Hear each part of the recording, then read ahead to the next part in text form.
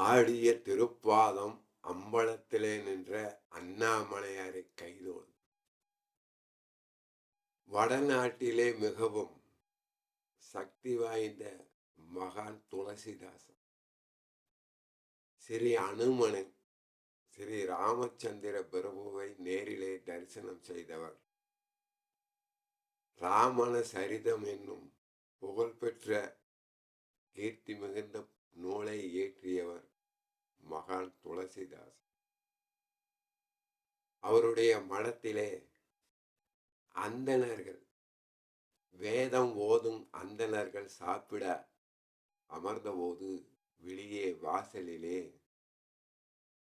ஜெய ஜெய சீதாராம், ஜெய ஜெய சீதாராம், நான் பிரம்மகத்தி செய்த அந்தணன், நான் சாப்பிட உள்ளே வரலாமா என்று குரல் கேட்கின்றது.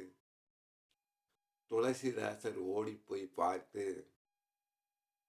நீ ராம நாமத்தை உச்சரித்த வேளையிலே உனது பாவங்கள் அனைத்தும் அகன்று விட்டன, ஆகவே நீ தாராளமாக சாப்பிட உள்ளே வரலாம் என்று அந்த பிரம்மகத்தி செய்த அந்தணர் உள்ளே அழைத்து வருகின்றார். அப்போது அங்கே சாப்பிடுவதற்காக அமர்ந்த மற்ற அந்தணர்கள் அந்த பிரம்மகத்தி செய்த அந்தணருடன் சேர்ந்து நாங்கள் சாப்பிட மாட்டோம், எங்களுக்கும் பாவம் வந்துவிடும் என்று கூறியபோது துளசிதாசர் கூறுகின்றார், கிருஷ்ண பரமாத்மா ராம நாமத்தை உச்சரித்தால் அனைத்து பாவங்களும் இந்த கலியுகத்திலே தீர்ந்துவிடும் என்று உத்தவருக்கு உச்சரித்ததை போதித்ததை நீங்கள் அறியவில்லையா?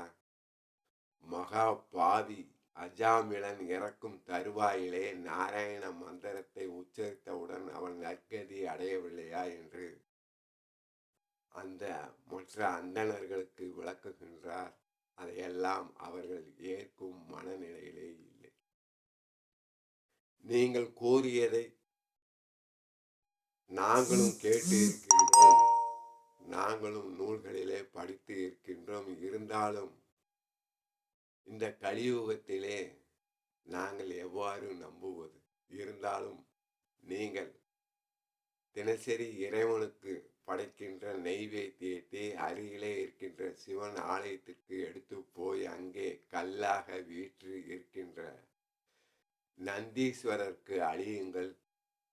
அவர் உயிர் பெற்று எழுந்து நீங்கள் கொடுக்கின்ற அன்னத்தை ஏற்றுக்கொண்டால் நாங்களும் இந்த பிரம்மகத்தி செய்த அந்தணருடன் சாப்பிட அமர்கின்றோம் என்று விதண்டாவாதம் பேசுகின்றார்கள். அப்போது மற்ற அந்தணர்கள் கலியுகத்திலே கண்கண்ட தெய்வமாக ஸ்ரீ அனுமனையும் ஸ்ரீ ராமச்சந்திர மூர்த்தியையும் தரிசனம் செய்த நமது துளசிதாசருக்கு இவர்கள் இவ்வாறு விஷப்பரீட்சை வைக்கின்றார்களே என்று எண்ணி வருந்தி அவர்கள் வருத்தமுற்று கொண்டிருந்த போது துளசிதாசர் இறைவனுக்கு படைப்பதற்காக வைத்திருந்த அன்னத்தை எடுத்துக்கொண்டு மற்ற சீடர்களுடன்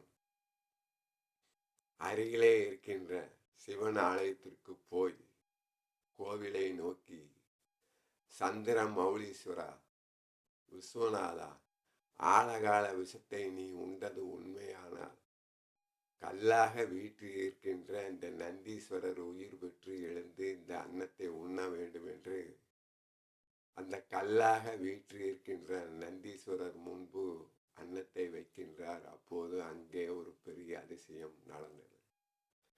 கல்லாக வீற்று இருக்கின்ற நந்தீஸ்வரர் அசைந்து அசைந்து உயிருடன் எழுந்து அந்த அன்னத்தை உண்டு விட்டு மறுபடியும் கல்லாக போய் அமர்ந்து கொள்கின்றார். துளசிதாசருடைய வாயிலிருந்து வந்த வார்த்தைகள் சத்தியமானது.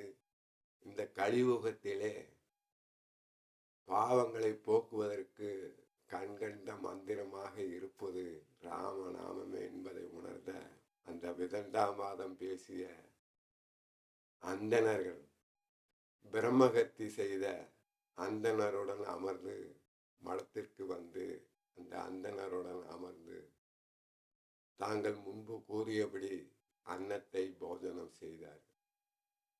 ஓம் நமச்சிவாய.